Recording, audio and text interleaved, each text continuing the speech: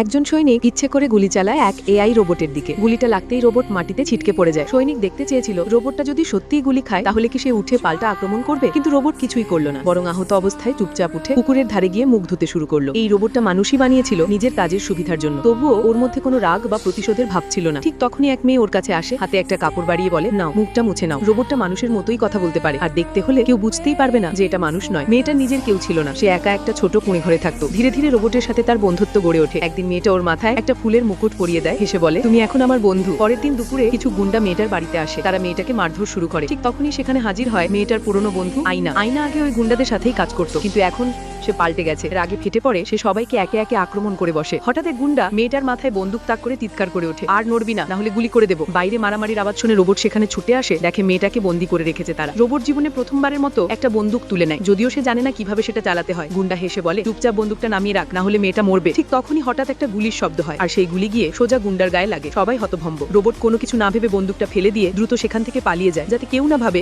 যে সেই গুলি করেছে। কিছুক্ষণের মধ্যে গ্রামবাসীরা সেখানে আসে, চারপাশে শুধু লাশ আর লাশ। পরের দিন সকালে মেয়েটা মাঠে ফসল রোপণ করছিল। হঠাৎ আকাশে এক অদ্ভুত আলো দেখে তাকিয়ে দেখে একটা বিশাল স্পেসশিপ নেমে আসছে। ভয়ে দৌড়ে গিয়ে সে সবাইকে খবর দেয়। গ্রামের লোকেরা বলে, ওরা আমাদের মারতে এসেছে, কারণ আমরা ওদের কিছু সৈনিককে মেরেছি। স্পেসশিপটা ধীরে ধীরে মাটিতে নামে, তার দরজা খুলে এক সৈনিক বেরিয়ে আসে। তারা আসলে মানুষ, কিন্তু অন্য এক গ্রহে বসবাস করে। সে গ্রামের মুখিয়াকে জড়িয়ে ধরে নরম গলায় জিজ্ঞাসা করে, আমার সৈনিককে কে মেরেছে? মুখিয়া উত্তর দেওয়ার আগেই সে হঠাৎ পেছন থেকে তাকে মেরে ফেলে। সবাই স্তব্ধ। মুখিয়ার মেয়ে চিৎকার করে তার বাবাকে বাঁচাতে ছুটে আসে, কিন্তু তাকেও মুহূর্তে মেরে ফেলা হয়। তাদের নেতা বলছিল, গত রাতে একটা মেয়ে ছিল, সে একাই আমাদের সব সৈনিককে মেরেছে। কিন্তু কেউ জানতো না সেই রাতের আসল খুনি মানুষ নয়, বরং সেই রোবট যে একদিন মানুষকে বাঁচানোর জন্যই তৈরি হয়েছিল।